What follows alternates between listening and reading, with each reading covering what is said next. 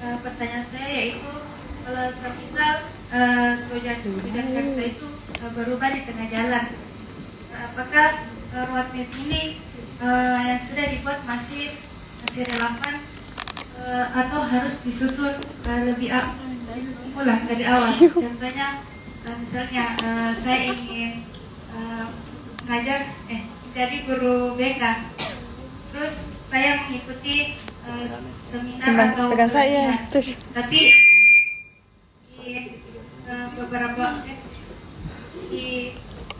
setelah beberapa waktu saya mulai karir saya berubah menjadi HRD atau konselor di perusahaan. Itu saja membandingkan kemudian. Oke, baik. Mungkin masih ada dari teman-teman seminar yang ingin bertanya.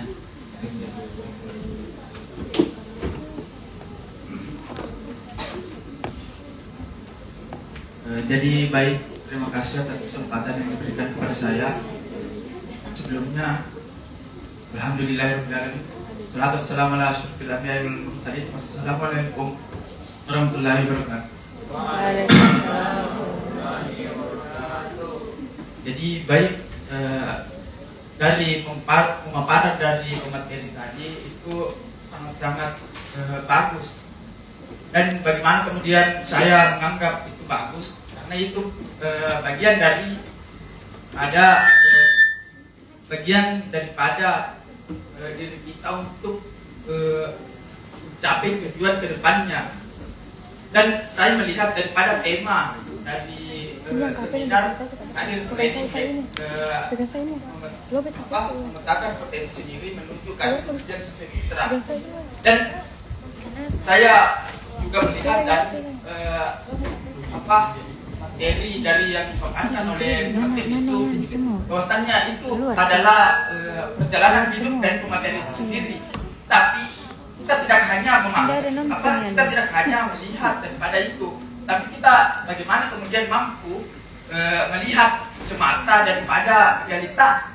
Karena kita tidak hanya memiliki suatu planning, melainkan kita bagaimana kemudian mampu memiliki prinsip diri untuk menuju ke depannya. Jadi kalau untuk pertanyaan dari saya itu sini, bagaimana menyelaraskan potensi yang sudah dipetakan dengan realitas industri saat ini tanpa kehilangan prinsip diri. Jadi sebelumnya itu pertanyaan saya, dan juga saya tadi lupa untuk memperkenalkan diri saya. Jadi perkenalkan diri saya Isrul. Saya dari kampus UINA, Alumni Makassar. Mungkin itu saja dari saya. Akhir kata dari saya, Assalamualaikum warahmatullahi wabarakatuh.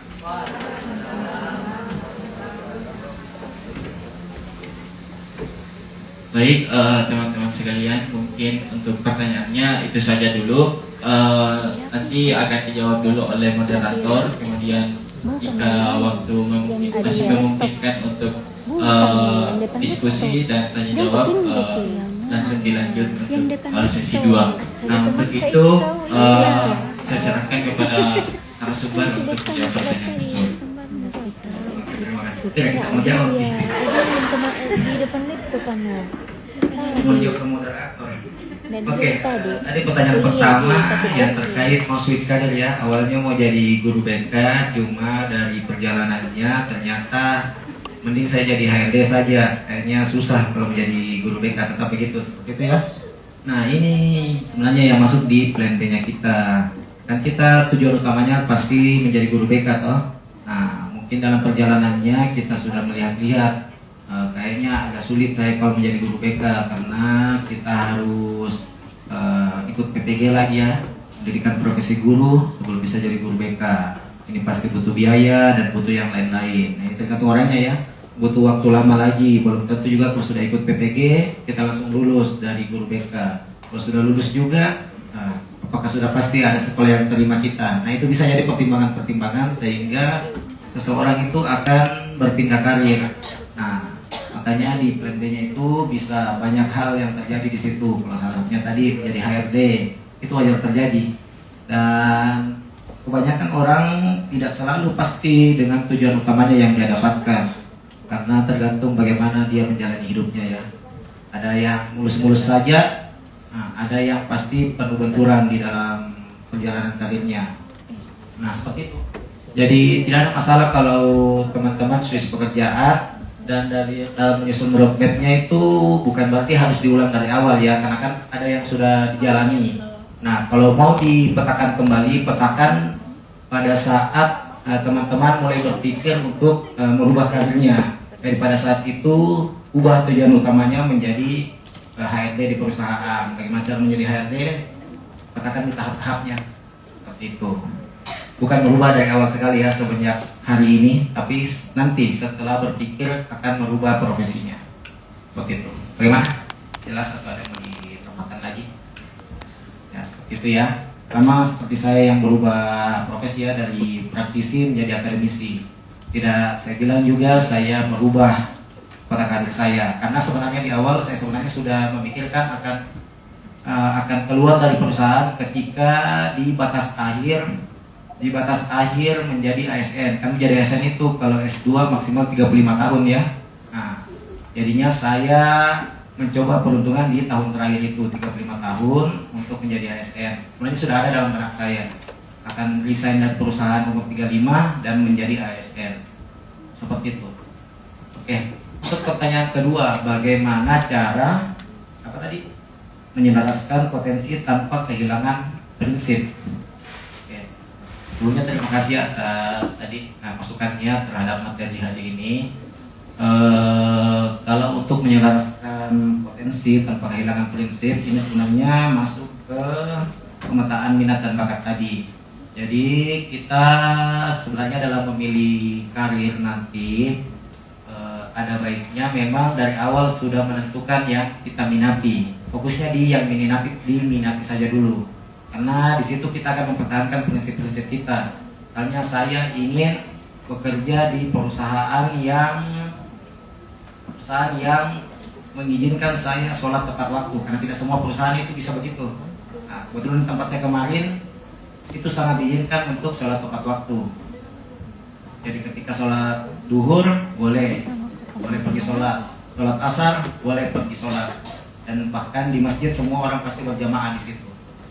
Begitupun dengan sholat duha itu boleh jika ada yang mau izin sholat duha. Itu adalah prinsip-prinsip yang kita yakini dan kita sesuaikan nih, apakah saya berpotensi untuk masuk di sana dari perusahaan saya sebesar ini, apakah saya mampu mencapai minimal standar perusahaan tersebut. Nah, kalau misalnya kita merasa masih kurang mampu, kita kembangkanlah diri kita agar minimal mencapai yang kita tuju tersebut. Kalau misalnya kita benar-benar tidak bisa mencapainya, ya kita buat lagi plan B kayak tadi. Apakah kita yang membuat usahanya atau yang lain? Intinya nilai-nilai atau prinsip-prinsip itu pasti yang harus ditekankan. Ada, tapi jangan terlalu idealis ya. Jangan sampai kita terlalu saklek sama prinsip-prinsipnya kita, sehingga kita betul-betul menunggu yang cuma cocok sama kita. Nah itu yang akan memperlambat ya karir kita sih. Seperti itu. Bagaimana, ada mau katakan?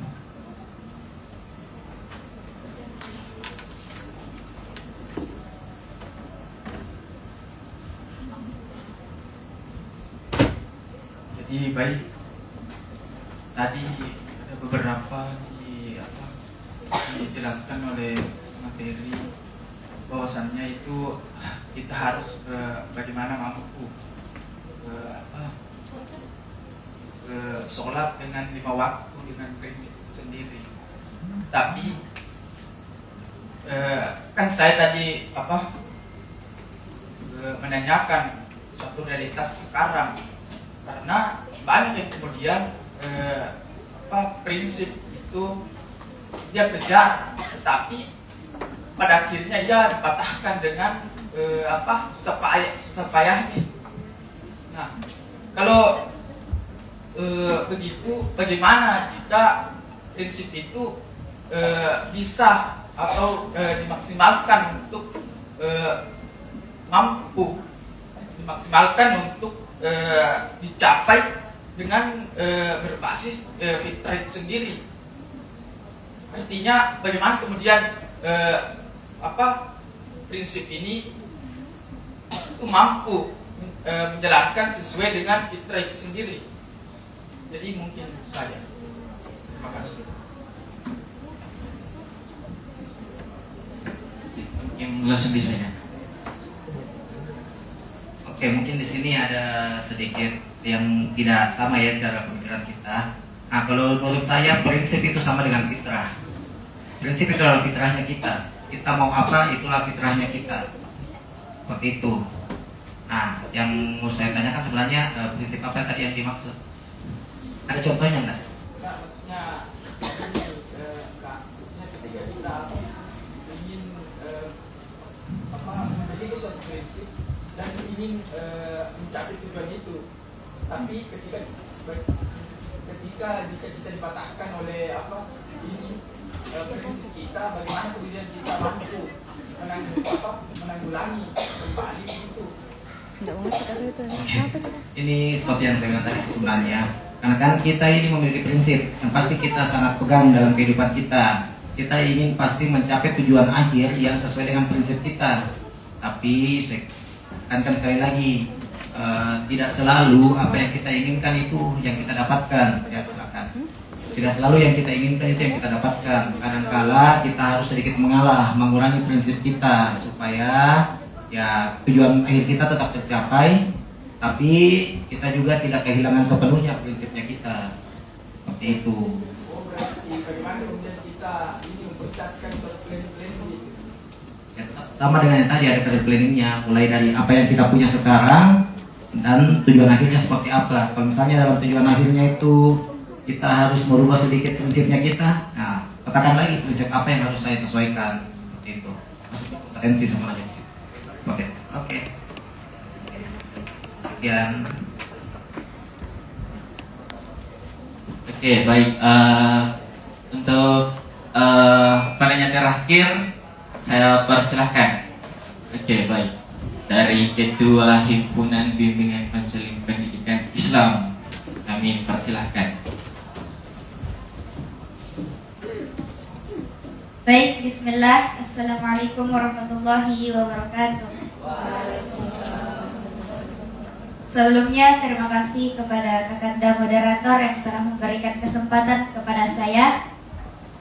Mohon izin Pak, terkait dengan tema yang saya lihat di sini ini cukup menarik. Tetapi dari tadi saya belum mendapatkan pemahaman terkait dengan karir impian sesuai fitrah itu seperti apa. Karena di dalam Quran surah Ar-Rum itu dijelaskan bahwasanya fitrah manusia adalah potensi yang dimiliki oleh seorang individu. Dan di situ ada potensi dalam hal berkembang. Kemudian saya belum mendapatkan apa sebenarnya potensi diri menuju karir impian sesuai fitrah yang mau dijelaskan oleh Bapak tadi. Kemudian yang kedua adalah terkait dengan minat dan bakat.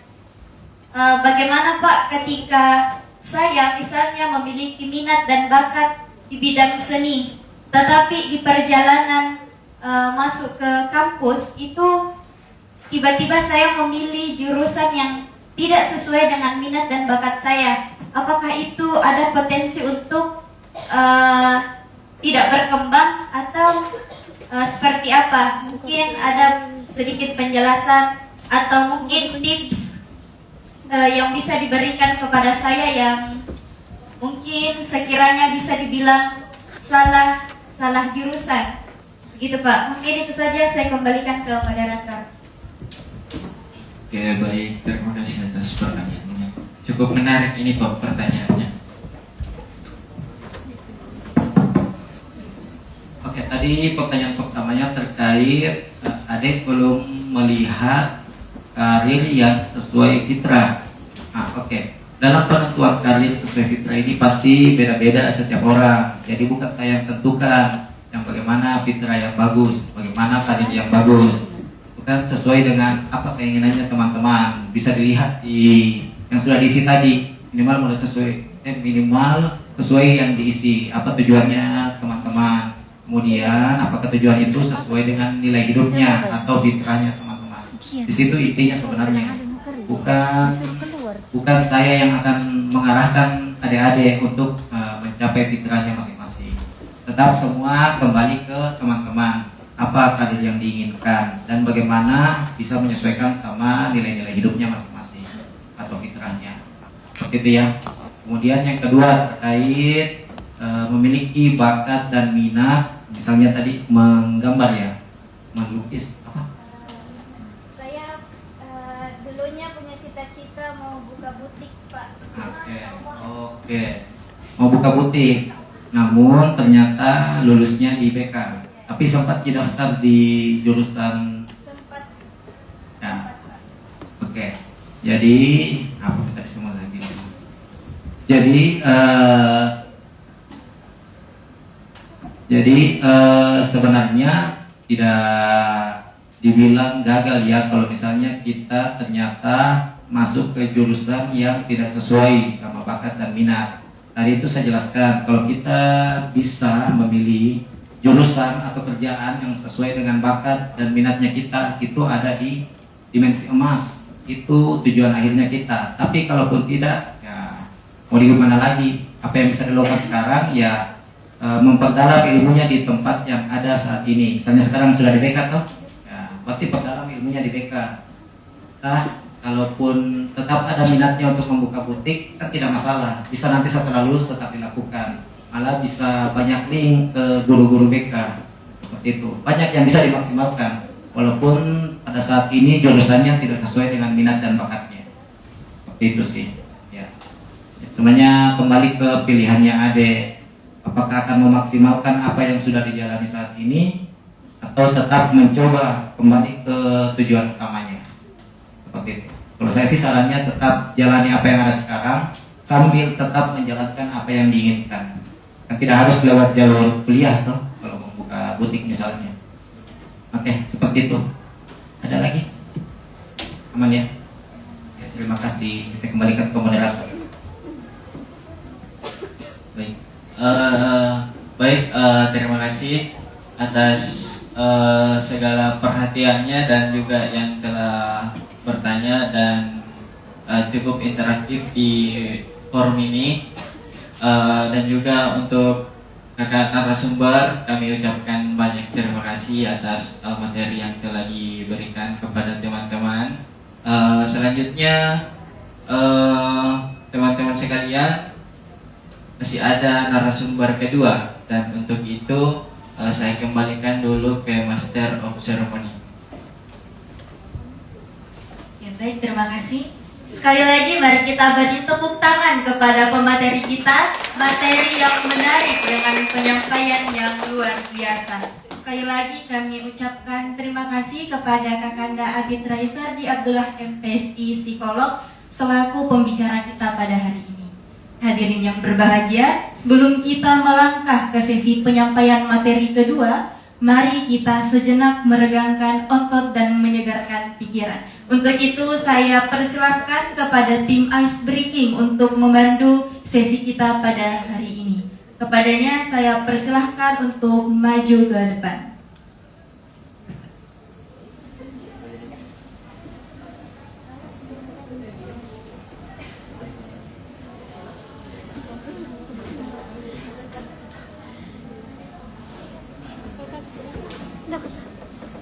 Aziza.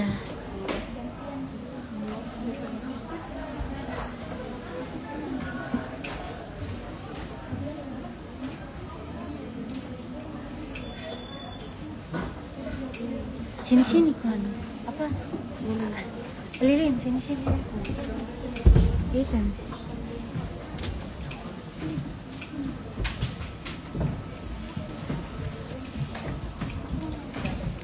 Sini gitu.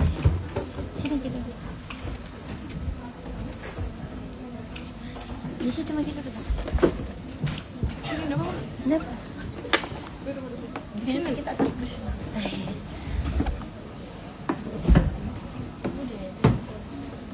kosong mas.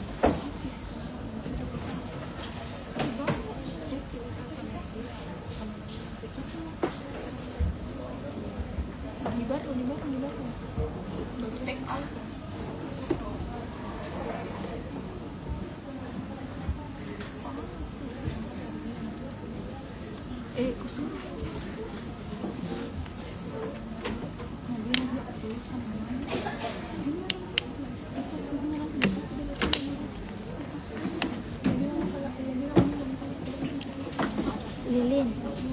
Lin.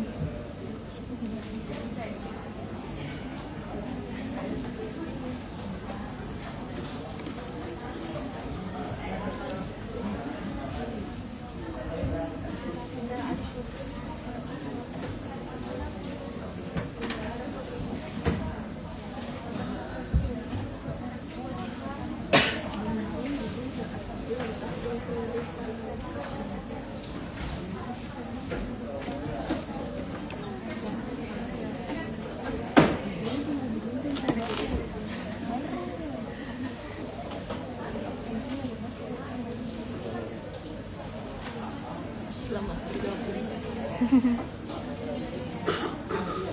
Mana Kak Iska? Ya di luar Ki.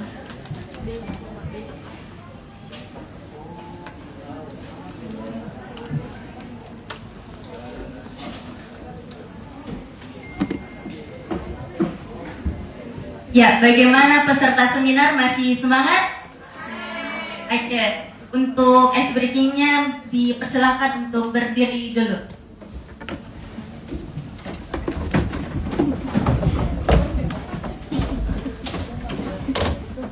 Oke, kalau saya mengatakan semangat pagi, tepuk 1 kali. Kalau saya mengatakan semangat siang, bukan selamat tapi semangat siang, tepuk 2 kali. Kalau saya bilang selamat pagi atau selamat siang, jangan ada yang menepuk. Mengerti? Kita coba. 1, 2, 3. Semangat pagi. Semangat pagi. Semangat siang. Selamat pagi. Oke, berarti masih ada yang belum fokus. Kita coba 1 kali lagi, yang kompak. Semangat siang. Semangat pagi. Semangat siang. Selamat siang. Oke, ternyata masih ada yang belum fokus. Kalau 1 kali lagi benar semua, kita sudah breakingnya. Kalau belum kompak, kita ulang berkali-kali. Oke, semangat pagi. Semangat pagi.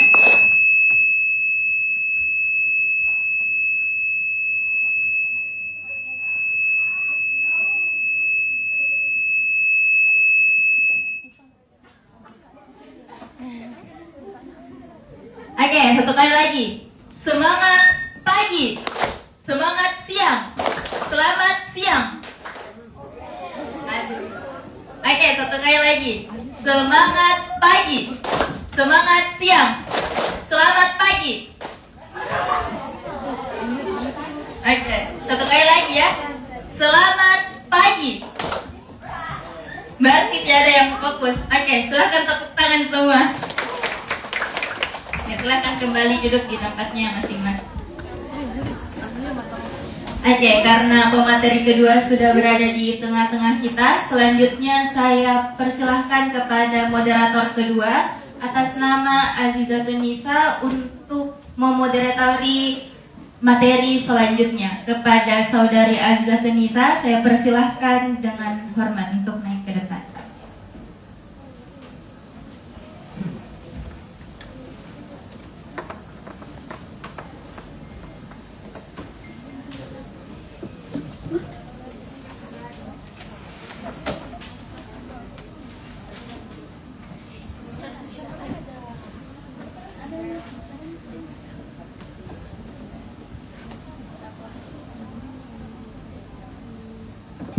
Bismillahirrahmanirrahim. Assalamualaikum warahmatullahi wabarakatuh. Baik, untuk mempersingkat waktu, sebelumnya perkenalkan, nama saya Azizatun Nisa selaku moderator yang akan memandu jalannya seminar kita hingga selesai nantinya. Selama materi berlangsung, kami mohon kepada seluruh peserta untuk mengondisikan handphone dalam mode senyap agar tidak mengganggu proses pemaparan materi kita. Baik, sebelum kita mendengarkan materi, di sebelah saya sudah hadir pemateri kita yang sangat luar biasa. Sebelum beliau memaparkan materi, saya akan membacakan CV singkat dari beliau.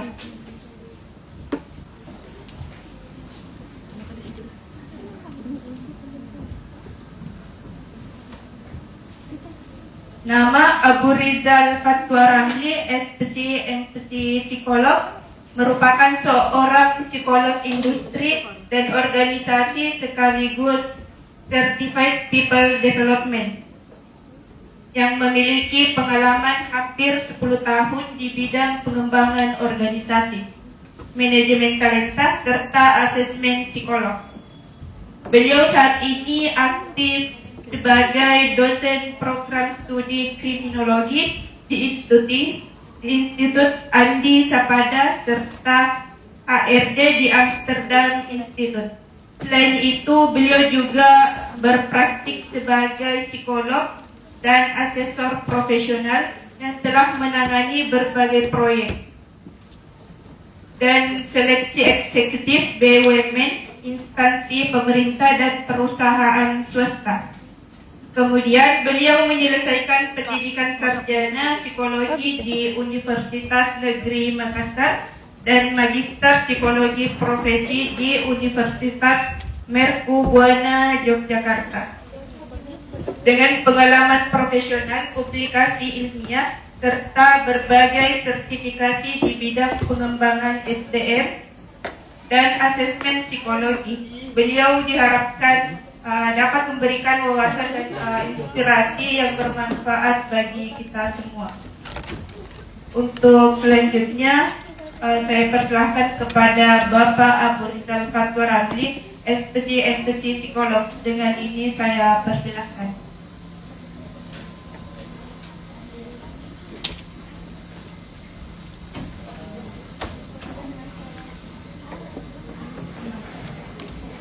Tes. Oke, ini pecah suaranya ya. Bisa tukaran mikrofon. Tes, pecah nih, pecah. Tes. Oke, baik. Assalamualaikum warahmatullahi wabarakatuh. Selamat pagi. Semangat pagi. Gimana tadi dari MC-nya? Dari MC-nya semangat pagi. Semangat pagi. Selamat pagi. Semangat siang. Makan siang. Belum ya? Ya, mungkin dari operator saya disuruh langsung mulai di slide berapa nih? Slide kedua.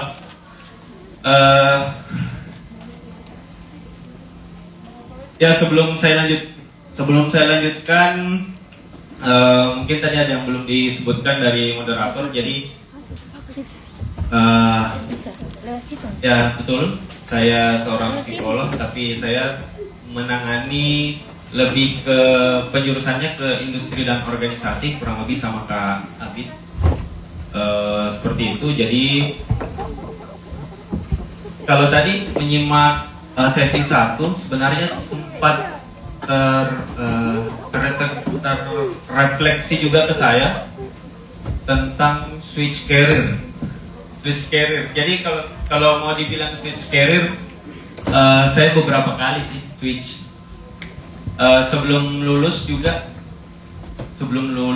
di S1 Psikologi UNM itu saya sempat di tahun 2000. Saya masuk kuliah S1 itu 2012. Kemudian di tahun 2015, karena perkuliahannya sudah sedikit, akhirnya saya ya main-main karir sedikit lah. Karir pertama saya itu sebagai pengajar di bimbingan belajar. Namanya bimbingan belajar dulu itu ada 4J Operation. Saya bimbingan belajar itu saya ngajar bahasa Indonesia. dari 2015 sampai sekarang saya masih di bimbingan belajar sebenarnya. Jadi kalau mau dibilang switch career dari psikologi, ya saya pengalaman HRD pun itu secara profesional di BUMN di tahun 2018 itu pertama kali ketika saya lulus di 2017, pertama kali kerja secara betul-betul secara profesional itu sebagai HRD di 2018. Itu salah satu perbankan nasional ya di bawah naungan Kementerian BUMN. Sampai tahun 2019 saya berhenti sebagai karir profesional untuk melanjutkan pendidikan di Magister Profesi Psikologi di Universitas Mercu Buana Yogyakarta. Kemudian setelah itu tahun 2018 ya sebenarnya belum melanjutkan di S2 pun saya sudah Certified Assessment Center. Jadi waktu itu saya belum tahu ini Certified Assessment Center atau Certified Assessor itu untuk apa. Jadi waktu itu saya belum tahu. Jadi namanya juga S1 baru lulus, enaknya coba-coba. Ya semua saya coba. Saya ikut pelatihan, saya ikut ini dan itu, proyekan dan sebagainya. Dulu sempat, bahkan kalau mau dibilang switch career, saya sempat jadi petugas laundry. Ya, petugas laundry ngantar baju kesana kemari, ambil bajunya orang, kemudian dicucikan dan sebagainya. Saya juga sempat ikut proyekan-proyekan. Waktu itu masih disuruh-suruh. Jadi kita bawakan motivasi saya dulu satu. Jadi ketika ikut proyekan psikologi waktu belum lulus itu saya tugasnya bawa-bawa map, bawa-bawa konsumsinya asesor. Tapi waktu bawa-bawa konsumsinya asesor disuruh-suruh, itu waktu itu saya bilang pokoknya saya mau jadi asesor juga. Ya alhamdulillah di 2018 ya sampai sekarang saya sudah jadi asesor. Ya kurang lebih begitu. Dunia itu terbolak-balik ya. Roda pasti berputar. Kadang di atas, kadang di atas, kadang di atas terus. Ya mau di bawah. Oke, kemudian setelah itu saya di 2019 aktif lagi di bimbingan belajar. Kemudian di 2021 saya sempat bikin bimbingan belajar. Ada yang pernah dengar Hotel Karibosi, Kondo Hotel? Pernah dengar? Atau pernah lihat? Nah itu saya sewa satu lantai. Hotel saya sewa satu lantai. Waktu itu modal awal saya punya 175 juta. Untuk sewa itu 150 juta. Jadi tinggal 25 juta uang saya. Nah kalau mau switch career betul-betul di situ saya struggle. Jadi saran saya untuk adik-adik semua, kalau ada yang mau switch career, switch saja. Belakang itu mau menghasilkan atau tidak. Kalaupun tidak menghasilkan, tinggalkan. Jadi ujung-ujungnya bagaimana? Bimbel saya 1 tahun berjalan, cash flow 1 M. Tapi karena banyak kepala di situ, akhirnya kita tutup 1 tahun saja berjalan. Karena banyak kepala. Nah, sama dengan saat ini, kalau kita masih bingung mau karir di mana, mau bikin apa, jangan terlalu banyak dengar pendapatnya orang. Mending kau ini, mending kau ini. Kau sendiri yang tahu dirimu. Fitrahmu yang kau tahu itu kau yang tentukan, kau yang tahu sendiri, bukan penilaian orang lain. Jadi kalau ada yang pertanyaannya tentang fitrah, saya kira ada ayatnya.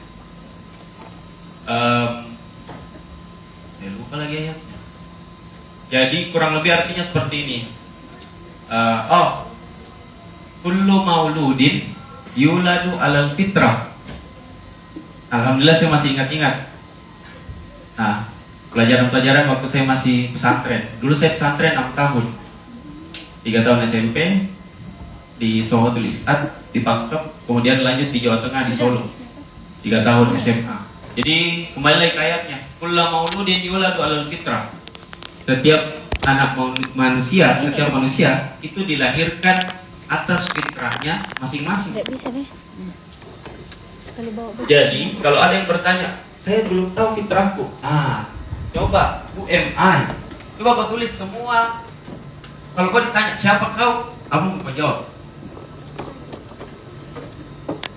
Jadi suatu ketika Rasulullah SAW itu ada orang bertamu di rumahnya. Ketok-ketok satu kali. Tok. Rasulullah dan dalam menjawab, man, siapa? Bukan man rabbuka ya. Semua akan ditanya itu man rabbuka. Tapi Rasulullah waktu itu bertanya, man, siapa? Terus yang bertamu bilang, anak. Bukan anak dosen ya, bukan ibu anak. Tapi jawabannya itu sahabat bilangnya anak, saya. Terus Rasulullah bertanya lagi, man, saya, anak. Terus dibukakanlah pintunya. Terus Rasulullah sambil ada tuh orang menggerutu. Kalau kau saya tanya, yang aku bilang anak. Semua orang bisa bilang anak. Apa hikmahnya dari cerita seperti ini? Kalau kau ditanya siapa kau, sebutkan saja apa kelebihanmu, yang mana yang menandakan dirimu, apa value-mu, apa fitrahmu yang diberikan itu sama Allah. Ada yang belum tahu? Ada yang belum tahu fitrahnya? Kalau ada yang belum tahu fitrahnya, segera lapor ke psikolog yang ada di dosen psikologmu, tanya, Bu, bisa tak saya tes minat bakat? BKP itu saya kira memang nanti terjunnya ke dunia minat bakat. Tahu tak sekarang saya profesinya sekarang lebih aktif di mana? Di pesantren, di pondok. Saat ini saya berprofesi sebagai psikolog pondok pesantren Modern Islam Sawatul Is'ad di Pangkep. Itu menangani berbagai macam kasus. Kalau teman-teman angkat tangan di sini dari basicnya BK. Basicnya BK, bimbingan konseling, BKPI atau BK secara umum, angkat tangan coba. Banyak ya? Oke, silakan diturunkan. Jadi 50% lebih dari 50% peserta di sini dari BKPI ataupun BK secara umum ya. Jadi tapi tahu kan nanti menghadapi apa? Tahu ya? Ketika nanti terjun ke dunia BK, tahu kan? Jadi mulai dari sekarang kita harus petakan nanti saya mau kemana ya. Sama kayak saya, ketika saya ditawari untuk menjadi psikolog di pondok pesantren, ketika saya masuk semua baru terkuat, oh ternyata pesantren saat ini sebobrok ini. Saya bilang begitu karena kenapa? Pesantren yang saya tempati menjadi psikolog di situ itu sangat banyak permasalahannya secara emosional atau secara psikologis. Bayarannya masuk di pondok itu satu kali masuk itu 56 juta. Untuk per bulannya itu 4 juta. Bayarannya seperti itu.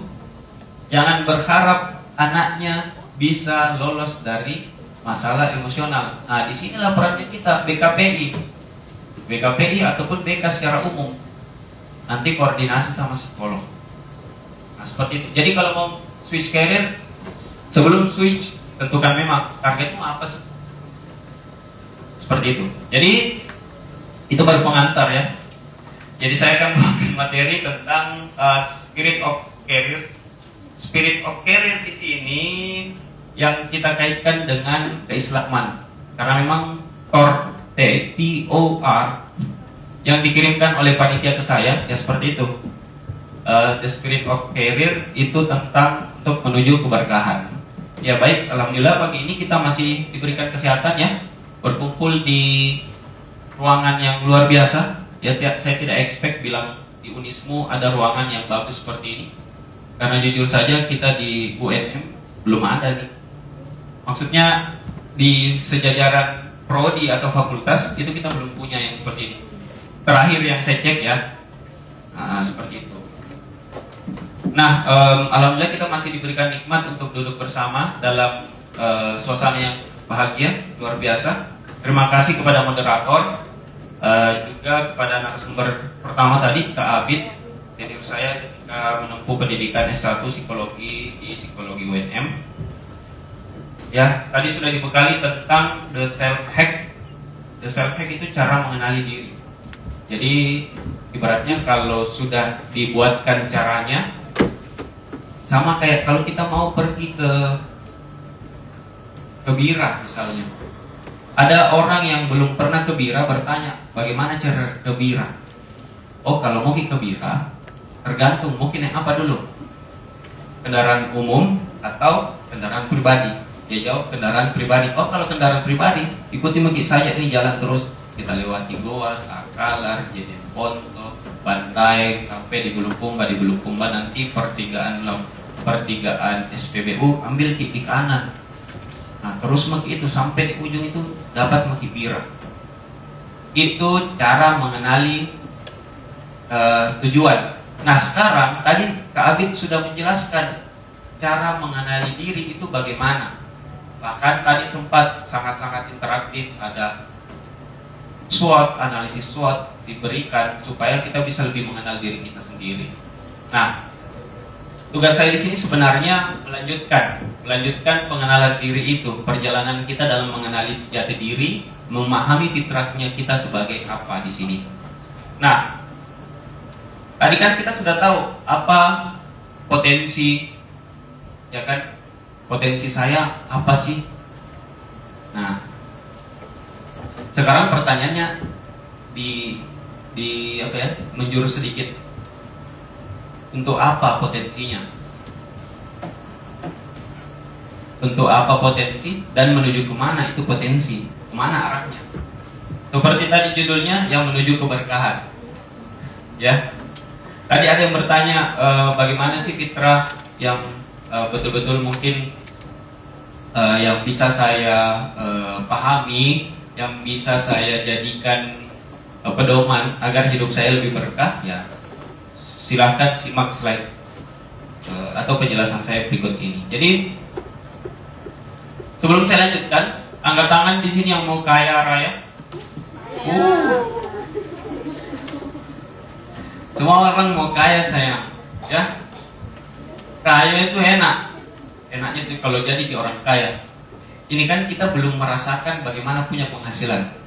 Dulu saya umur 22 tahun, lulus S1, sudah langsung masuk di BUMN dengan gaji umur 21, 22 lah peralihan.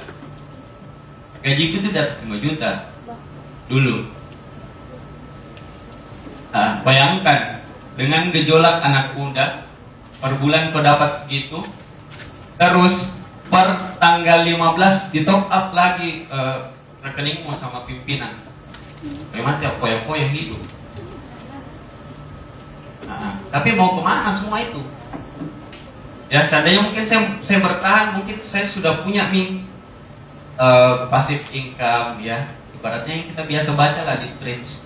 Ada yang baca Threads di sini? Ada? Oke. Itu media sosial yang cukup bagus ya, karena menggabungkan Twitter dan Instagram. Sekedar info, jangan suka lihat TikTok yang 30 detik atau YouTube Short. Tahu kenapa? Terus ya, karena di otak, merusak otak, fokusnya kita jadi berantakan. Ada yang mungkin terlalu sering nonton video-video 30 detik, 1 menit. Nah, kalau terlalu sering kurang-kurangin deh. Kenapa? Karena nggak bisa keep fokus. Bayangkan itu kau cuma nonton video 30 detik, kau scroll lagi. Nah, lama-lama otaknya tersetting, oh saya bisanya fokus ya 30 detik saja. Ini bukan kata saya, ini kata penelitian. Coba nanti searching. Oke, kemudian setelah bertanya siapa yang mau kaya raya, semuanya toh. Nah, pertanyaan selanjutnya adalah siapa yang mau hidupnya berkah? Saya. Oke. Nah, kalau mau semua hidupnya berkah, kaya raya berkah. Apa Pi? Nah, selanjutnya adalah apakah kaya raya dan berkah itu datangnya bersamaan? Ini pertanyaan, nah, walaupun memang agak datar intonasinya. Apakah kaya raya dan berkah itu datangnya bersamaan? Hah? Oh, bersamaan lah. Oke. Ya. Kaya raya ini yang saya maksud adalah karir yang sukses. Kita bisa karir yang sukses dan berkah itu apakah bersamaan? Jawabannya belum tentu. Iya, belum tentu, karena kalau indikator sukses itu bisa kita lihat dari mungkin gelar, ya, pencapaian gelar, pencapaian jabatan, pencapaian penghasilan. Itu kalau ada indikator kesuksesan, ya saya yakin tiga indikator ini masuk. Gelar, jabatan, penghasilan.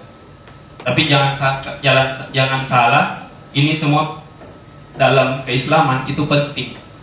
Gelar, jabatan, kekayaan atau penghasilan itu penting. Kenapa? Karena Islam itu tidak melarang kita kaya. Islam tidak melarang kita berprestasi. Islam tidak melarang kita untuk memiliki jabatan tinggi. Ya.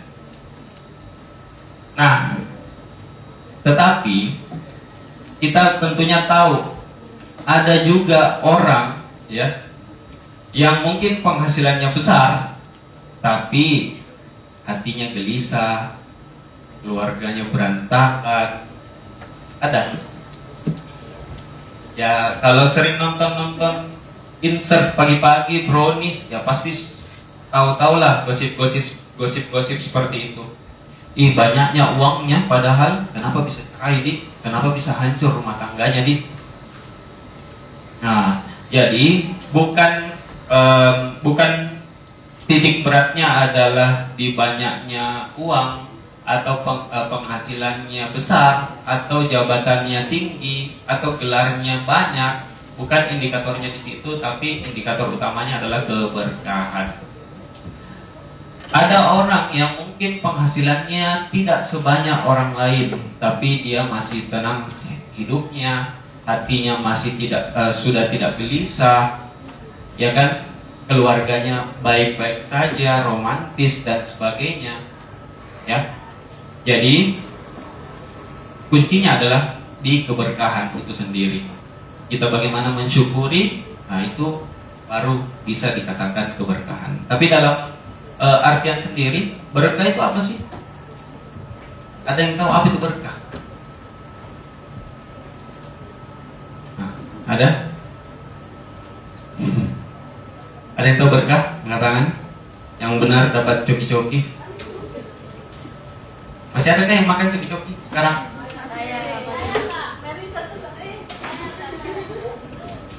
Iya, coki-coki enak ya, tapi banyak sekali gulanya. Nah, saya lanjut.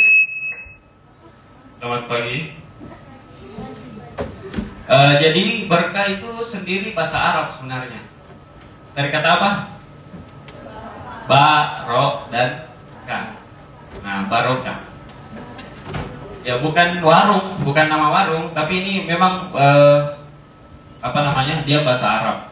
Jadi artinya barokah itu sendiri adalah kebaikan yang terus bertumbuh. Kebaikan yang bertumbuh, bertambah dan menetap. Itu barokah. Nah, para alim ulama, ya, karena kita ini kan di lingkungan Universitas Islam, jadi kita perlu mengaitkan dengan Al-Quran, karena kita harus bangga dengan agamanya kita. Ya, alim ulama itu mendefinisikan atau meringkas definisi barokah itu sendiri dengan, pernah dengar ziyadatul khair? ziyadatul khair. Apa itu ziyadatul khair? Bertambahnya kebaikan, betul. Ya, siapa yang bilang kebaikan? Bijoki, ya. Nah, ini bukan kata sembarang, sebenarnya itu barokah itu sendiri. Kalau di barokah itu sendiri, di dalam Quran disebutkan 34 kali dalam 21 surah. Tidak banyak yang seperti ini. Biasanya memang kalau yang paling sering disebutkan kan katanya salah satunya adalah sholat dan zakat. Nah, selanjutnya barokah itu sendiri di 31 ayat dan di 24 surah. Nah, ini menandakan bagi kita barokah itu sendiri adalah pedoman yang wajib kita pegang untuk menjalani kehidupan kita sehari-hari.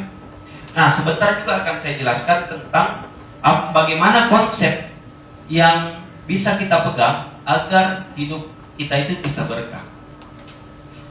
Nah, next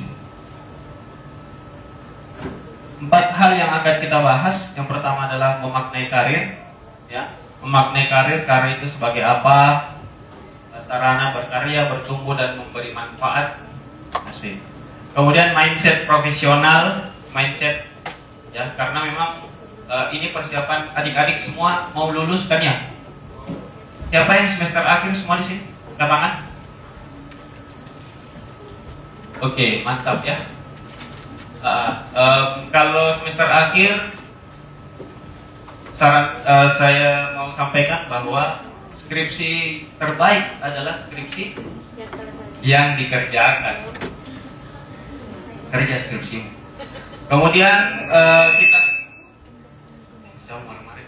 Kemudian kita akan membahas selain mindset profesional, kita akan membahas juga tentang integritas dan nilai atau value. Ya, integritas.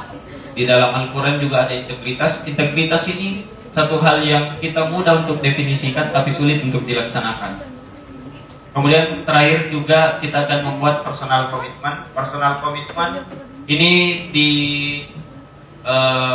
kita perlukan pada workshop hari ini supaya apa? Supaya kalau semua yang saya katakan ini berterbangan, tidak masuk di kepala, ya, bukan masuk telinga kanan keluar telinga kiri, memang tidak masuk. Nah, setidaknya ada kita bawa pulang, ada namanya personal commitment. Oleh-oleh. Kalau kita lihat ini personal commitment nanti langsung kita ingat, ada Pak Abu yang pernah kasih personal commitment, bisa kau tempel dimanapun, asal bukan di dahimu, karena kalau di dahimu nanti tak kelihatan cantikmu, gantengmu. Baik, next Carlos. Nah, yang pertama adalah memaknai karir. Pokok materi pertama, memaknai karir itu sendiri. Untuk apa sih kita berkarir? Mau apa? Kenapa kita mau berkarir? Padahal enaknya tidur-tidur di rumah, di kamar. Sebenarnya tidur-tidur di kamar atau di rumah itu juga karir.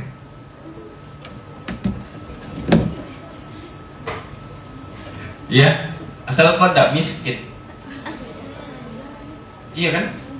Kayak Raditya Dika misalnya, dia tidak perlu keluar kerja, setiap tahun dia dapat dividen dari hasil investasinya, seperti itu. Asal jangan, kalau kita mau contoh Raditya Dika agak sulit, karena banyak tangga-tangga keuangan yang harus kita lewati. Ya, karena kita juga kan baru merintis. Karena kita bukan perintis, kita Alauddin. Perintis kan di sebelah sana ya. Oke. Nah, banyak orang yang memaknai karir itu hanya sebagai sarana untuk mencari nafkah, betul? Betul, tapi itu menurut saya pengertian yang cukup sempit. Karena karir bukan hanya sekedar mencari nafkah. Ada 3 lapisan yang akan saya bahas tentang karir itu sendiri. Tidak salah sih, karir itu sebagai sarana mencari nafkah. Next, yang tidur moderator. Oke. Nah, karir itu 3 lapis. Lapisan pertama.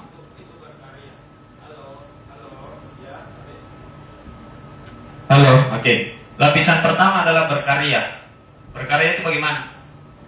Ini bentuk tanggung jawabnya kita kepada Allah Subhanahu wa taala yang telah memberikan kita potensi di dalam dirinya kita. Kalau kau belum tahu potensimu, nah ada peribahasa Arab yang mengatakan, waktu saya dulu di pondok, dia bilang gini, halakam ru'un lam ya'rif qadarahu.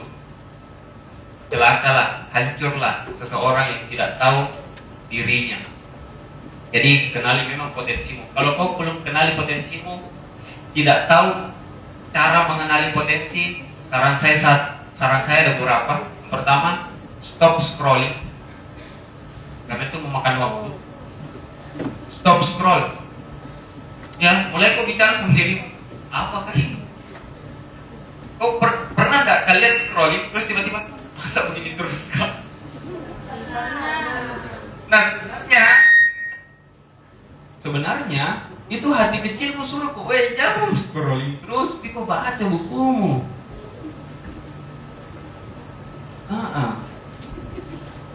Jadi fitrahmu juga seperti itu. Nah, dalam dirinya kita itu ada juga namanya kolbun. Walaupun memang ulama belum menyamakan pendapat di mana itu letaknya kolbun.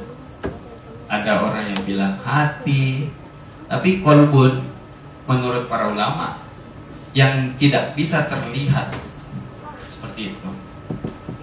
Nah, lapisan pertama adalah sarana berkarya. Allah menitipkan kita potensi pada dirinya kita untuk bertanggung jawab atas apa yang sudah diberikan.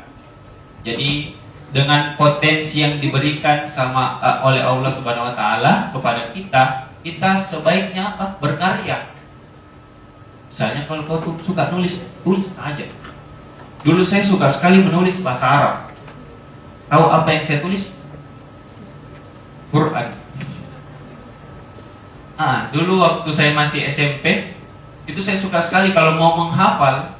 Itu saya agak sulit kalau saya membaca, agak sulit juga mendengar. Paling mudahnya apa? Menulis. Jadi setelah tamat SMP, saya lanjut SMA. Tamat SMA, sudah 30 juz yang saya tulis. Tidak terasa.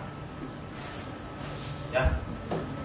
Coba kenali dirimu mulai dari sekarang. Kalau kau tidak tahu, coba bantuan psikolog. Banyak di dosen psikolog kan? Yang saya tahu ada 3. Ibu Pertiwi, Ibu Lola, sama Ibu Ana. Coba tanya, Bu, saya mau tes potensi saya deh, minat bakat. Tapi perasaan begini. Coba aku cari-cari juga di Google. Coba cek di situ tes minat bakat atau tes SDS atau Riasek. Nanti muncul tuh, kau isi hasilnya, nanti kau akan disarankan potensimu di mana, minatmu apa, bakatmu di mana. Nah, seperti itu. Kemudian ya, yang pertama tadi potensi adalah sarana berkarya.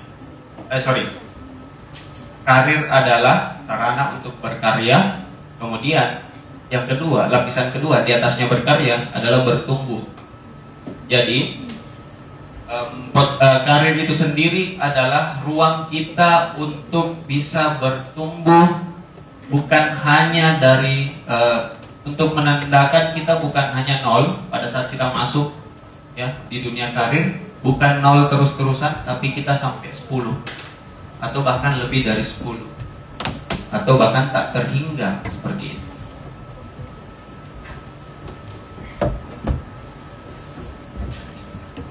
Nah, jadi kalau kita mau memilih karir itu yang bisa membuat kita bertumbuh, bukan hanya memberikan kenyamanan. Karena kalau kita mau bekerja atau berkarir, kita carinya apa? Yang bisa membuat kita berkarya dan bisa membuat kita terus bertumbuh. Apa itu? Kalau saya sering dikasih tahu sama orang tua, kalau mau berkarir, sebaiknya di dunia pendidikan. Karena di pendidikan kita bisa berkarya, ya, kita juga bisa bertumbuh. Pendidik itu terus bertumbuh. Kenapa? Ya karena dia akan evaluasi terus keilmuan-keilmuan apa yang terupdate sekarang. Seperti itu. Nah, kemudian yang ketiga, lapisan paling tinggi adalah karir itu yang memberikan manfaat. Rasulullah SAW bersabda, apa?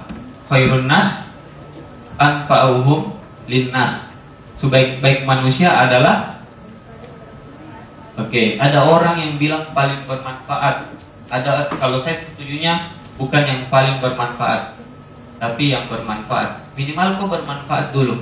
Gak usah mau kau yang jadi yang paling. Ibaratnya kalau laki-laki dekat cewek, jangan kau yang paling. Yang ada saja dulu, bukan yang paling ada. Ada saja dulu, saya dekat, saya ikat. Ujung-ujungnya kau yang jadi paling. Nah, seperti itu. Ibaratnya juga kalau kita latih burung, kalau melatih burung itu kita pertama kalau bahasa Bugisnya cabolo, dikasih makan sedikit-sedikit sampai dia kenal kita, lama-lama akhirnya dia menetap di kita. Nah, seperti itu. Kita berkarya untuk memberikan manfaat, karena karir bukan hanya sekedar perputaran ekonomi, tapi karir juga itu siapa yang bisa memberikan dampak untuk orang lain. Itu supaya apa? Supaya jalan menuju keberkahan. Nah, slide selanjutnya, bekerja adalah ibadah. Jadi ibaratnya ibadah pertama kan di atas sajadah, asik. Ibadah kedua di meja kerja. Ya karena kenapa? Orang-orang itu beribadah dengan bekerja atau berkarir itu merupakan ibadahnya juga. Ada yang berkarir untuk menghidupi kedua orang tuanya, atau ada yang mau menjadi kalau sekarang istilah Gen Z-nya sandwich generation. Dia yang paling diandalkan di keluarganya, seperti itu kurang lebih. Kalau dulu saya sempat jadi sandwich generation.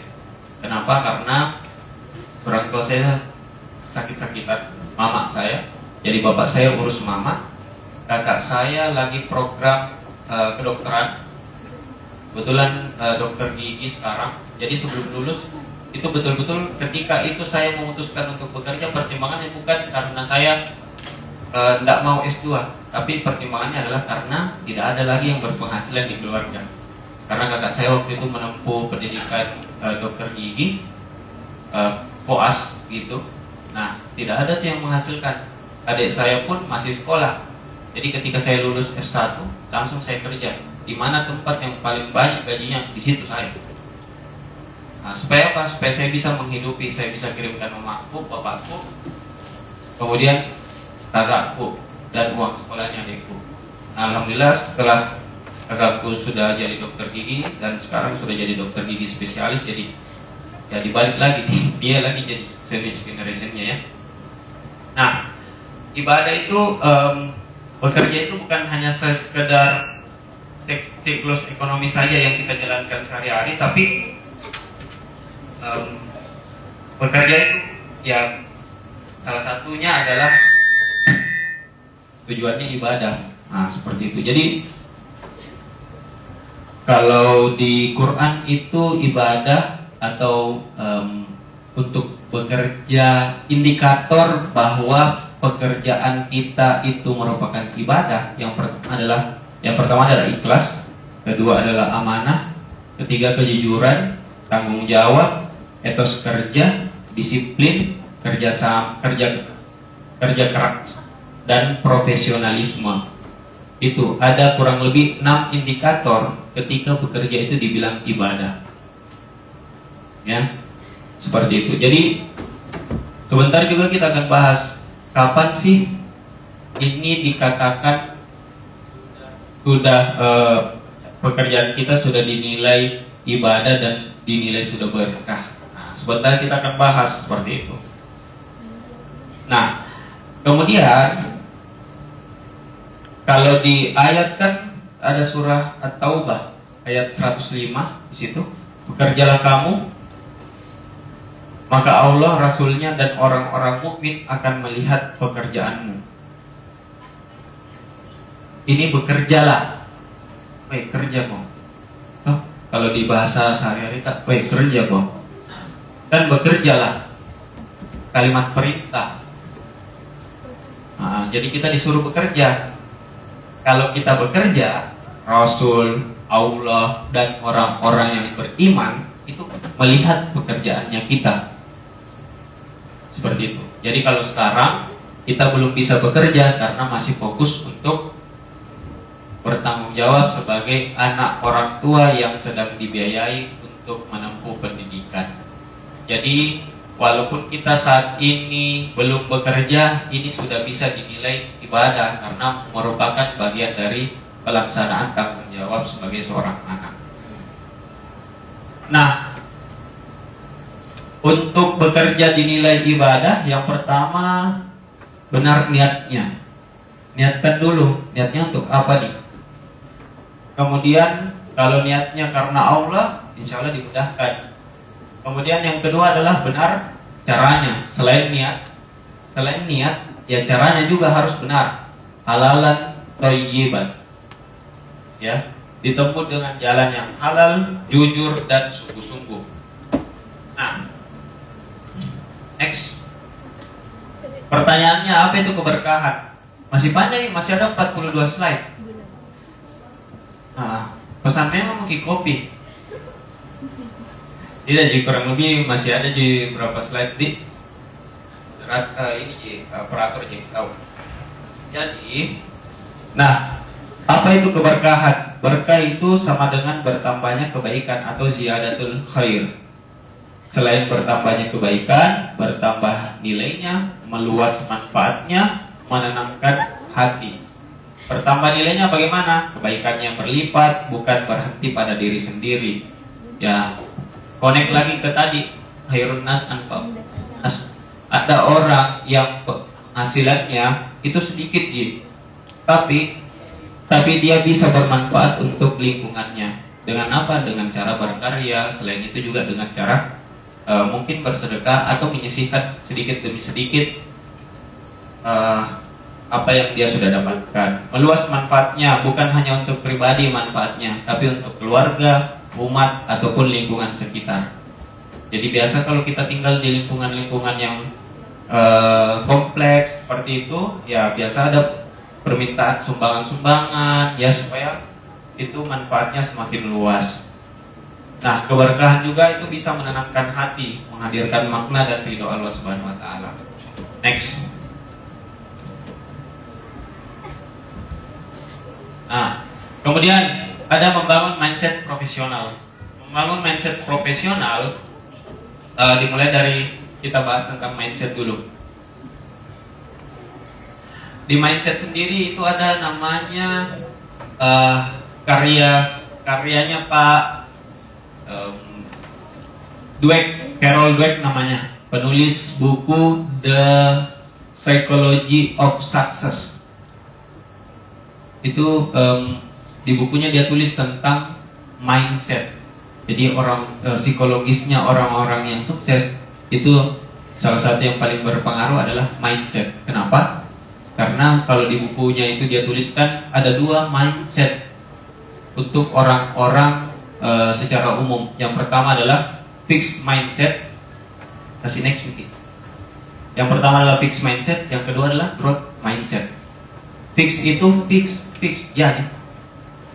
Fix ini barang. Maksudnya tidak akan bertambah, tidak akan bertumbuh, dan akan begitu-begitu saja. Ya namanya juga fix. Untuk memastikan. Jadi kalau fix mindset itu kemampuan dianggap bawaan dan tetap.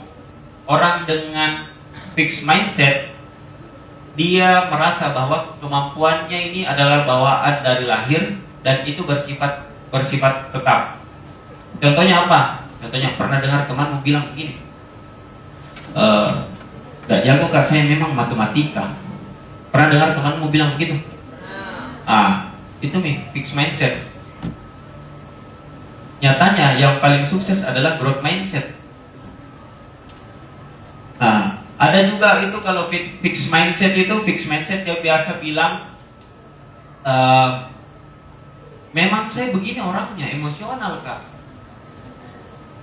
Nah itu fixed mindset. Padahal kan mindset itu harus bertumbuh. Apa yang terjadi kalau orang fixed mindset? Yang pertama, dia akan menghindari tantangan karena takut gagal. Jadi kalau ada tantangan, jangan bisa deh, takut gak gagal. Misalnya minggu lalu panitia acara ini menghubungi saya. Seandainya saya bilang saya fixed mindset, saya bilang jangan bisa deh, takut gak gagal. Tapi saya bilang ya siap, waktunya dapat, waktunya 1 minggu untuk saya persiapkan diri seperti itu. Dan saya kasih tahu ke panitia, bisa enggak saya dikirimkan undangan lebih cepat supaya saya bisa izin ke kantor, ke pondok pesantren. Karena kalau pesantren, kita tinggalkan pesantren itu 1 hari saja sudah banyak sekali kejadian.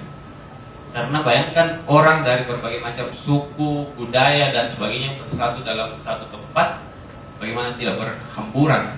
Nah, makanya karena saya percaya growth mindset, ya sudah saya terima tantangannya.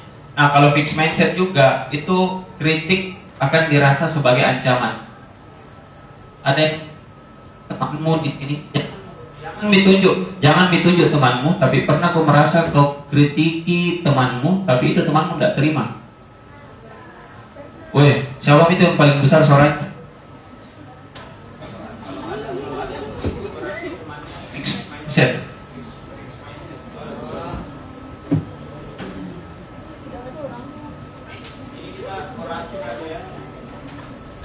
Kemudian di fixed mindset sendiri itu ada belajar, berhenti belajar saat merasa cukup. Jadi kalau merasa cukup ini sudah milik. Nah, contohnya yang kayak gini sekarang, kalaupun ada yang merasa kayaknya cukup dengan materi sesi 1 tadi saya, berarti fixed mindset. Kecuali kalau memang ada kegiatannya, misalnya ada kuliahku, berarti growth tahu, karena dia bisa, berarti dia bisa mempertimbangkan mana yang penting untuk dirinya, mana yang tidak penting untuk dirinya. Seperti itu. Lalu, yes. Nah, kemudian ada growth mindset. Growth mindset itu kemampuan bisa berkembang lewat usaha. Jadi dia percaya bahwa kalau kita berusaha lebih, itu akan bisa lebih berkembang. Nah, kemudian menyambut tantangan sebagai uang, ya. Kalau ada tantangan, ya merupakan peluang untuk bisa lebih berkembang lagi. Nah, kemudian ada juga umpan balik atau kritik, feedback yang dia terima itu jadi bekal untuk perbaikan, bukan malah menyerang balik. Nah, itu orang yang dengan growth mindset. Kemudian yang terakhir adalah terus belajar sepanjang hidup. Dia akan terus belajar sampai waktunya berhenti tiba. Kapan waktu berhenti belajar tiba? Nah, ketika kau sudah dengar ayatnya, ya ayat Tuhan nafsul mutmainnah irji'i ila rabbiki radiyatan mardiyah. Wahai jiwa-jiwa yang tenang, pulanglah ke Tuhanmu. Next. Nah, orang yang memiliki growth mindset itu menurut penelitian, sudah diteliti di Indonesia itu sendiri ada 96 mahasiswa diteliti, ya. 96 mahasiswa diteliti bahwa hasil penelitiannya menyatakan bahwa 90 dari 96 itu 68,9%, ya hampir 69%, bahkan hampir 70%, toh. Kalau kita mau rata-ratakan rata-rata atas. Tahu cara rata-rata atas? Di atas 0, berapa baru bisa rata-rata atas? 0, berapa? 0,4. Oke, baik. Nah, di 68,9% orang yang dengan growth mindset itu bisa memiliki adaptabilitas karir yang cukup tinggi. Apa itu adaptabilitas karir? Adaptif di dunia kerja yang berubah-ubah. Industri pekerjaan saat ini itu sangat dinamis. Tahu dinamisnya? Dulu itu orang kalau kerja di bank sebagai CS, sebagai teller, bisa saja orang rumahnya syukuran. Karena saking gembiranya anaknya diterima di bank, walaupun sebagai CS ataupun sebagai teller. Sekarang, tahu tidak sekarang, CS dan teller itu sudah akan digantikan oleh mesin. Pernah ke bank, buka rekening, bukan lagi itu kita akan temukan manusia.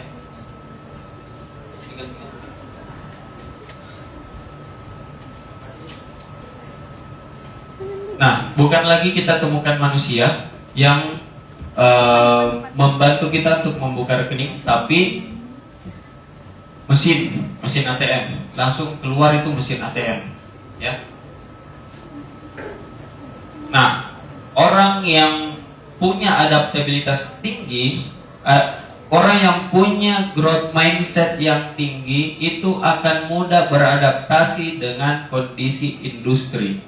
Contohnya, orang-orang yang misalnya pekerjaan-pekerjaan yang dulunya tidak ada, sekarang ada.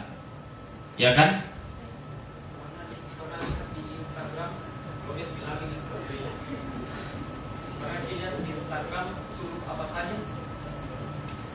Pernah pakai jasanya? Saya pernah pakai jasanya.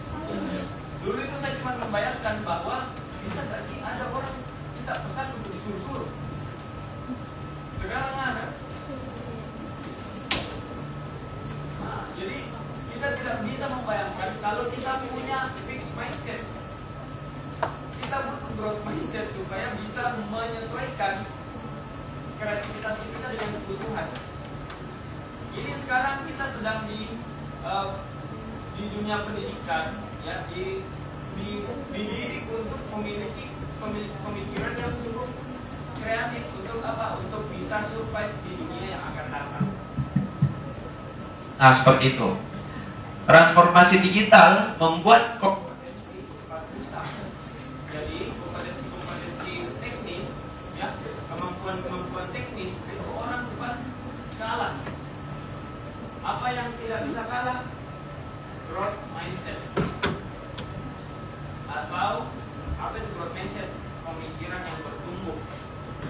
Nah, kemampuan menghadapi tuntutan baru di dunia kerja itu yang tidak bisa digantikan oleh mesin. Bagaimana sih kemampuannya kita untuk bisa bertahan di dunia kerja? Kenapa ini penting? Ya, karena kita akan tidak suka, kita akan terus berdampingan dengan teknologi.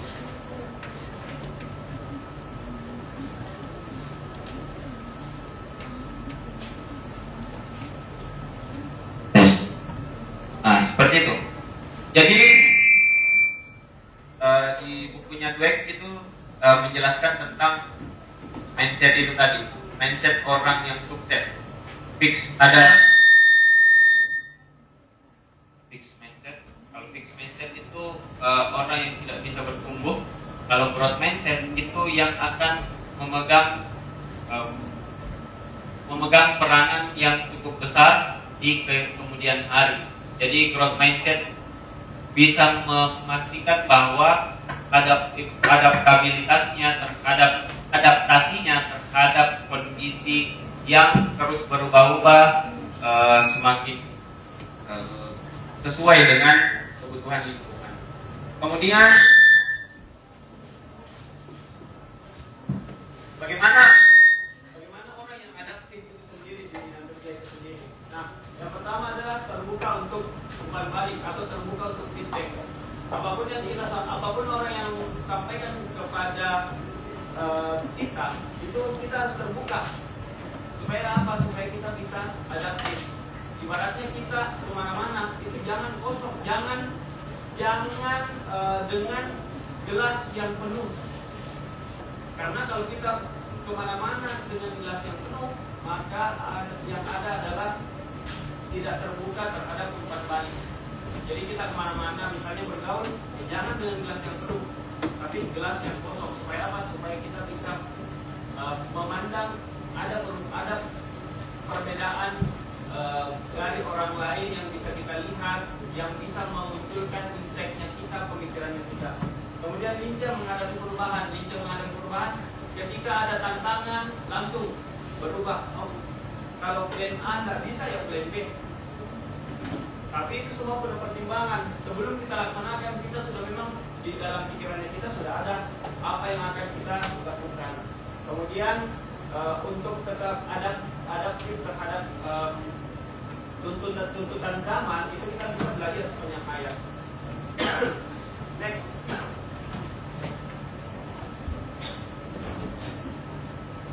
Nah, apa yang tidak ada di bukunya Dweck, yang tidak ada di bukunya Dweck adalah mindset profesional yang Islami. Karena memang Dweck itu kan bukan Muslim atau non Muslim.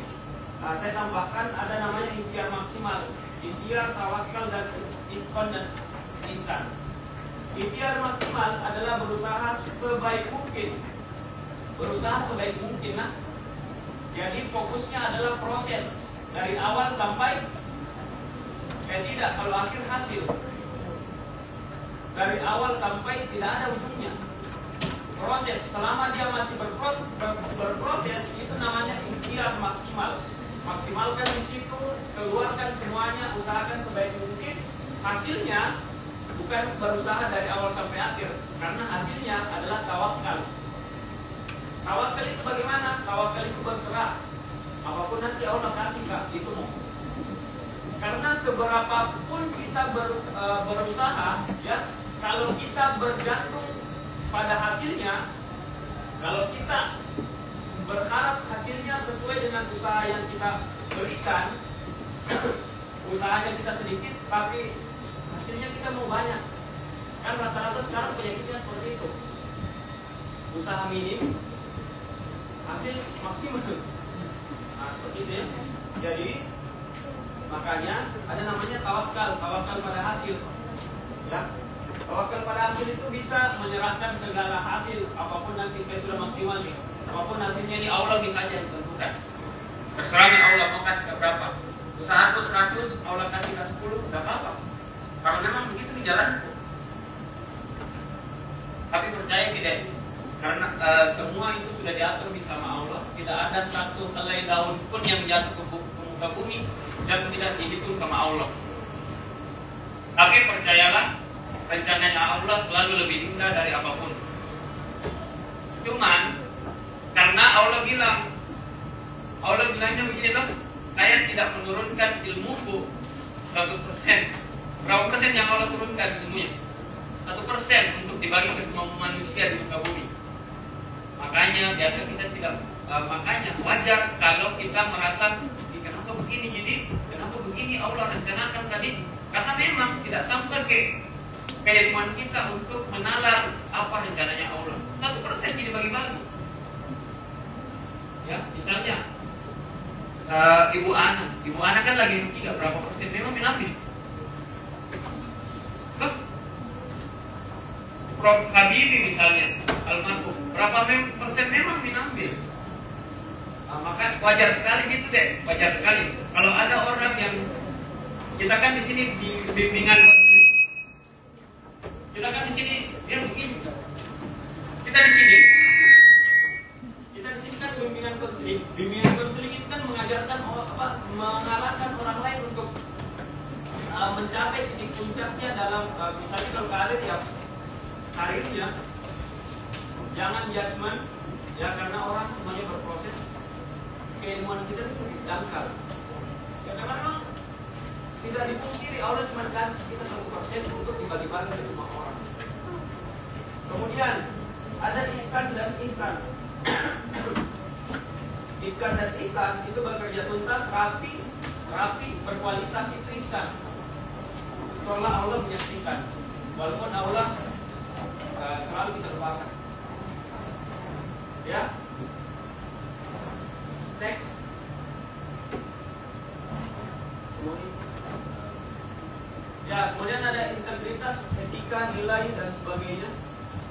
integritas, etika, dan nilai.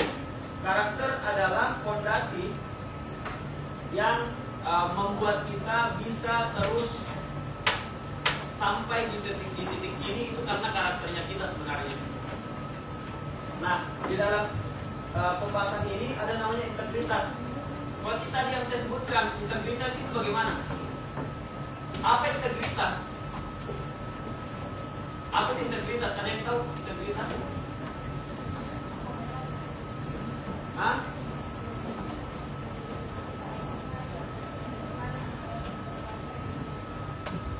Ya, konsistensi antara apa yang kita katakan dengan apa yang akan kita lakukan. Itu konsistensi integritas. Integritas juga bisa diartikan tindakan kejujuran walaupun tidak ada yang menyaksikan. Gampang sekali dipengertian integritas, tapi susah untuk dilakukan. Apalagi sekarang, banyak sekali yang bisa kita buka kasusnya. Misalnya nih, saya sebagai dosen kriminologi juga sebagai anggota dari psikologi forensik, ya, anggota psikologi forensik Indonesia, itu pernah tangani kasus di Palopo. Kita diundang ke Palopo karena ada kasus di sana. Yang undang kita terdakwa yang mau di penjara. Batin kita diservis baik-baik di tempat menginap yang bagus, di sampingnya ada warung. Dia sampaikan terdakwa, keluarga terdakwa dia sampaikan ke warung, apapun yang dia pesan itu bapak dan ibu jangan ketahui, semuanya saya. Ya, kan? Waktu itu saya beli apa? Saya beli sabun mandi 1 liter. Padahal 3 hari ya. Saya bawa pulang, belum cuci. Tapi satu pesannya, minta tolong sekali dong supaya ini tidak dipenjara. Ya, karena kesaksian psikolog forensik itu bisa membatalkan yang seperti itu. Tapi apa yang terjadi? Mohon maaf, Bu, ya. Tidak bisa. Karena kita berlandaskan apa etika. Seperti itu. Integritas itu seperti itu. Seandainya saya mau, mungkin untuk apa lagi saya bicara di depan umum? Untuk apa lagi saya mungkin bekerja? Saya tinggal bilang, saya bisa ibu tidak ini, saya buatkan ini kesaksian yang mungkin meyakinkan hakim supaya kita tidak berusaha. Tapi ada ini, terus berapa? Saya kira itu 10 miliar. Saya bagi 2 nih sama psikolog satunya tuh. Pulang sama di rumah aku, duduk sampai tua. Tapi kan integritas nggak boleh. Integritas juga searah dengan reputasi. Pernah dengar reputasi? Itu tidak bisa dibangun dalam 1-2 hari, 1-2 tahun, tidak, bertahun-tahun. Kapan hancur reputasimu, hancur namamu? Ya mohon maaf. Ibaratnya kayak kertas yang sudah dilipat-lipat, terus kita mau setrika, sebagaimanapun caranya itu tetap akan berbekas. Nah, di integritas dalam Islam ada namanya muraqabah. Muraqabah itu dia tetap berperilaku jujur walaupun tidak disaksikan oleh siapapun. Dia merasa tetap disaksikan oleh Allah. Ada pernah sahabat menyatakan disuruh sama Rasulullah, coba kau sembunyi yang tidak bisa terlihat sama Allah. Tidak ada. Pasti selalu disaksikan. Kenapa ini penting? Karena ya kembali lagi, ya reputasi. Tindakan jujur itu harus selalu dilakukan. Saya waktu resign di lembaga keuangan di bawah nama Kementerian BUMN itu, saya dicap sebagai apa? Dicap sebagai orang karyawan paling jujur. Kenapa? Karena ketika saya melaporkan pengeluaran 500 rupiah pun saya kembalikan. Ya, apa gaji saya tinggi? Jangan lupa apa lagi saya mau ambil uang perusahaan. Bahkan pernah saya dikasih kembalikan uang. Mas Abu biasanya seperti itu di sini. Nah, begini saya. Biasanya kita bayar 500.000 cashback, ada uang yang didapatkan untuk kita 200.000 misalnya. Terus dia notanya tetap 500.000 dilaporkan ke kantor. Saya tanya ke kantor, ini uangnya siapa? Nah, setelah itu ternyata saya dianggap melaporkan karyawan-karyawan lain yang melakukan seperti itu. apa? Selamat sumuk kumpul kuning kau. Sudah. Sekarang dengan telingamu dan kemudian tetap saya akan bertumbuh. Seperti itu. Next. Ini berarti slide ke masih ada 82 nih. Nah, dalam menuntun hidup ya, kajian etos kerja yang berlandaskan Quran itu ada 4 nilai penuntunnya. Amanah, ya kalau dalam sifat Nabi sidik, amanah, tabligh, fatwana, seperti itu. Amanah, sidik, itqan dan ihsan, kemudian adil. Ya, next. Nah ini personal career komitmen. Personal career komitmen saya tadi sudah sempat tanyakan ke panitia, katanya mau dibagikan ya. Mau dibagikan? Boleh?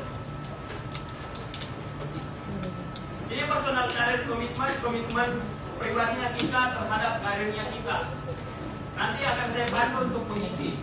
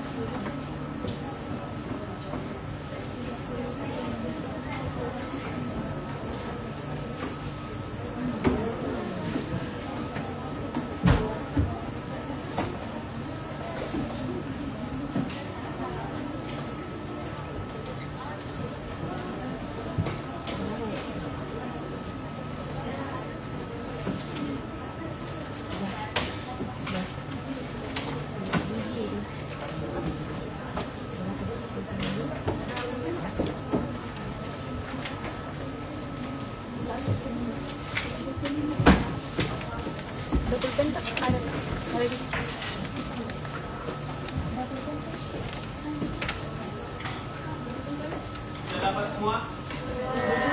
Kalau yang sudah dapat silakan dituliskan nama.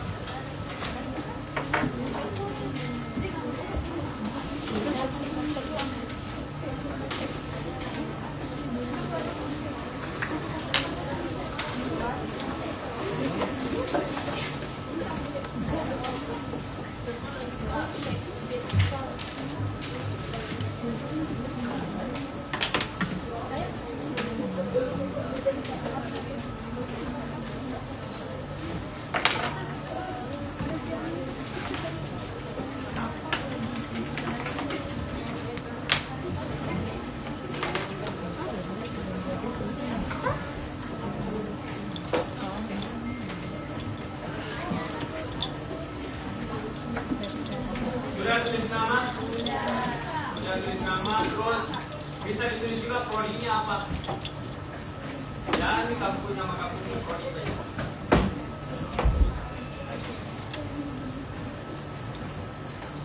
Sudah? Kode gini. Sudah kah? Nah, kalau sudah saya dikte Tina. Tidak usah ditulis, maksudnya tidak usah ditulis yang saya diktenya. Yang kita mau jawab kita aja. Kan lembarnya kosong tuh? Iya. Bagi saya, karir yang berkah itu apa? Bagi saya, karir yang berkah itu apa?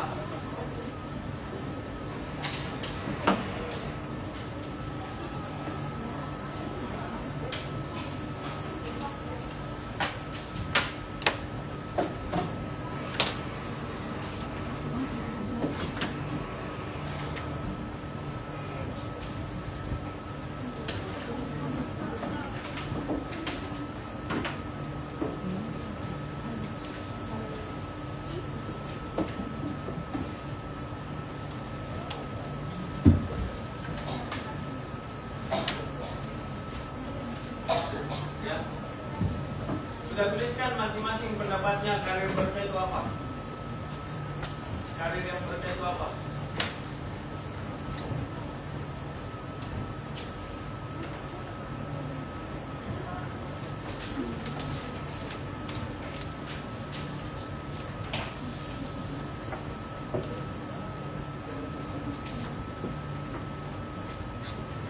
Tuliskan saya pendapat pribadimu tentang karir yang berkah. Sudah?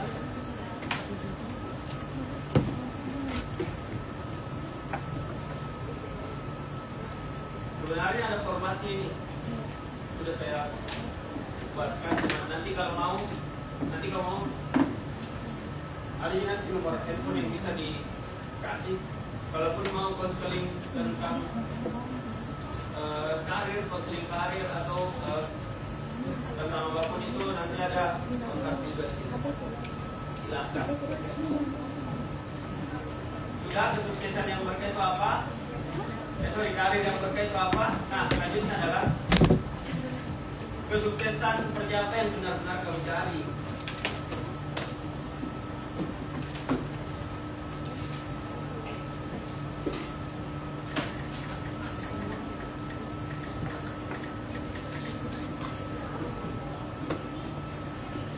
Kesuksesan yang seperti apa yang benar-benar ingin kamu raih.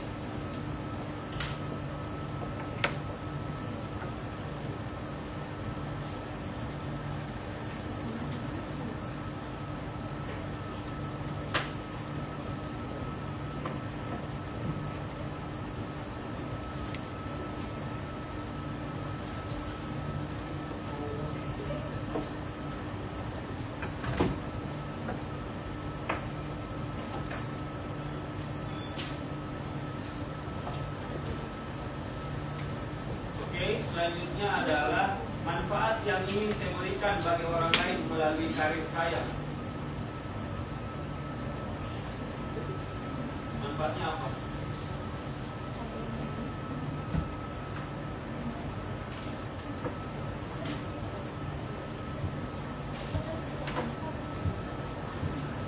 Kalau kamu masih sederhana itu tidak apa-apa. Kalau sederhana tidak apa-apa. Namanya juga bermanfaat. Yang penting bermanfaat, berdampak. Jangan dipilih jadi yang paling. Mulai sedikit, potongan demi potongan. Pesta kalau badminton nih. Hingga akhirnya dia yang paling berdampak di lingkungannya.